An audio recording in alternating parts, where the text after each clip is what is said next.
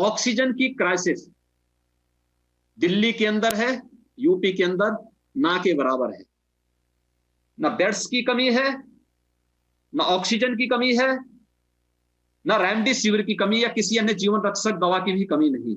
और अब वक्त है देश प्रदेश का, और शुरुआत हम उत्तर प्रदेश से कर रहे हैं, जहां पर हमीरपुर जिले में यमुना नदी में दर्जनों शव तैरते हुए देखे गए, जिसके बाद पूरे जिले में हड़कंप मच गया। ये शव कानपुर और हमीरपुर के गांव वालों ने पानी में बहाए थे। सूचना मिलते ही पुलिस मौके पर पहुंची तो पता चला कि इन ग्रामीण इलाकों में बड़ी तादाद में लोगों की मौत हो रही है। दरअसल यमुना नदी को कानपुर और हमीरपुर के लोग दाहिनी कालिंदी के रूप में मानते हैं और मृत्यु होने पर इसी यमुना में शव बहा देने की पुरानी परंपरा है। लेकिन इतनी बड़ी तादाद में बहते हुए शवों को देखकर अंदाजा लगाया जा सकता है कि ग्रामीण इलाकों में बड़ी तादाद में लोगों की जान जा रही है। कुछ लोगों का कहना है कि कोरोना के डर की वजह से शवों का अंतिम संस्कार करने के बजाय उन्हें बहा दे रहे हैं लोग। उधर बिहार के बक्सर और यूपी के गाजीपुर जिले के गहमर के पास गंगा में कई लाशें बहती हुई मिली हैं। इनकी संख्या 40 से लेकर 100 से अधिक तक बताई जा रही है। यह सिर्फ कहीं से बहती चली आ रही लाशें नहीं हैं, बल्कि एक आंकड़ा भी है जो मुमकिन है सरकारी रिकॉर्ड से गायब हो, जिसे मुमकिन है ऑक्सीजन ना मिला हो, हॉस्पिटल ना मिला हो, वेंटिलेटर ना मिला हो। दो राज्यों के प्रशासनों के बीच इस बात को लेकर विवाद है कि लाशें उनके यहां से नहीं बहाई गई हैं, कहीं और से बहाई गई हैं। इसलिए कहता हूं कि आज के भारत में आंकड़े शमशान में मिलते हैं, सरकार के पास नहीं मिलते हैं। क्या पता कोई आर्थिक तंगी की वजह से अंतिम संस्कार न कर सका हो। बिहार सरकार ने कहा है कि 71 लाशों का अंतिम संस्कार कर दिया गया है। यूपी सरकार को सतर्क रहना चाहिए। यह भी मुमकिन है कि इतनी मौतें हो गई हों कि जलाने की जगह और सामग्री कम पड़ गई हो और लोगों ने लाशों को बहा दिया। यूपी की सीमा से सटे बिहार के सारण जिले के मांझी प्रखंड में दोनों राज्यों को जोड़ने वाला एक पुल है, जिसका नाम है जयप्रभा सेतु। यहां देखा जा रहा है कि लोग कोविड संक्रमित शवों को नदी में फेंक दे रहे हैं। आए दिन एम्बुलेंस से यहां शवों को लाया जाता है और फेंक दिया जाता है। स्थानीय लोगों ने कहा कि दोनों राज्यों की तरफ से लोग ऐसा कर रहे हैं। पुल के नीचे लाशों को फेंक कर भाग जाते हैं।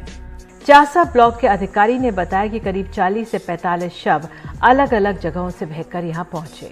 वहां स्थानीय लोगों का कहना है कि कोरोना के मामले में चासा घाट की स्थिति काफी दयनीय है। यहाँ दाह संस्कार के लिए लकड़ी की व्यवस्था न होने से लोग शवों को गंगा में फेंककर चले जाते हैं। वहीं कुछ ही दिन पहले यमुना में बहते शवों की खबर भी आई थी। तो जब लोग सुबह उठे तो उन्होंने एकदम से देखा कि नदी में लाशें हैं। अब इसको लेकर के तरह तरह की बातें हो रही हैं कि ये कहाँ से आई, किसकी लाश हैं, कौन है ये लोग, 40-50 लाशें एक साथ ऐसे कैसे। कुछ कारण तो रहे होंगे कि इनको नदी में बहाना पड़ा।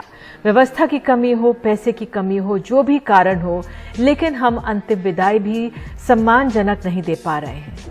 बहाने का रिवाज क्या कोई रिवाज है या राज छुपाने का एक नया रिवाज है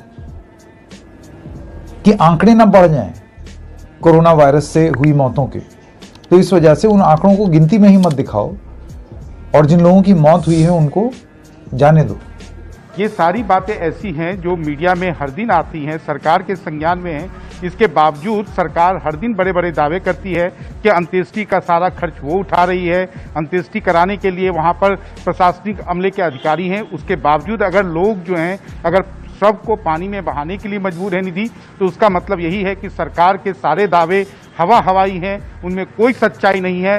सरकार के अंदर का जो संवेदना है वो खत्म हो चुका है। सरकार के जो अधिकारी हैं वो बिल्कुल ही निष्क्रिय हैं। उनको लोगों की कोई परवाह नहीं। आप जिंदा हों या मृत हों, उनको लगता है कि इससे उनका कुछ भी बनने या बिगड़ने वाला नहीं है। इसलिए लोगों को क्या, जिंदा लोगों की तो आपने बहुत सुनी होगी। आपने देखा कि कितनी बड़ी संख्या में लाश जो है पानी में तैर रहे हैं और उनकी सूध लेने वाला कोई नहीं। बहरहाल इन शवों की हकीकत जो भी हो, थे तो ये इंसान ही।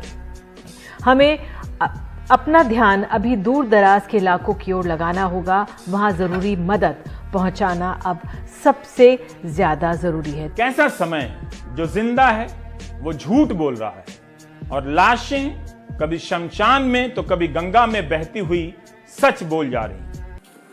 आज भारत दुनिया के उन देशों में से है जो अपने ज्यादा से ज्यादा नागरिकों का जीवन बचाने में सफल रहा।